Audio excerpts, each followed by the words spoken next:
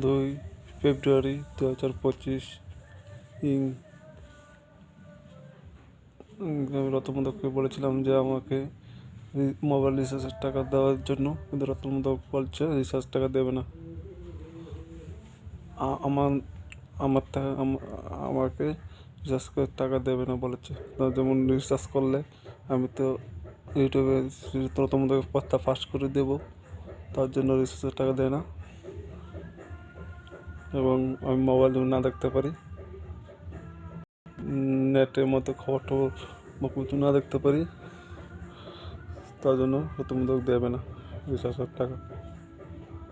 তার জন্য আইনত ব্যবস্থা নেওয়ার জন্য রতন মোদক বিরুদ্ধে আইনত ব্যবস্থা নেওয়ার জন্য আমি প্রশাসনের আবেদন করছি। জড়িত আছে গীতা মোদক, সমষ্টির মতো জড়িত আছে। আরেকটা ব্যাপার হচ্ছে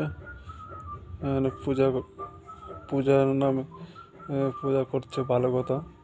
রাত্র 11টা বাজে এখনো ফুল সাউন্ড দিয়ে করছে, গান বাজাচ্ছে।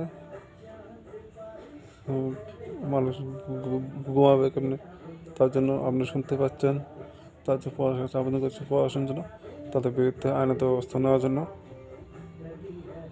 প্রশাসনের আবেদন করছি। জয় হিন্দ।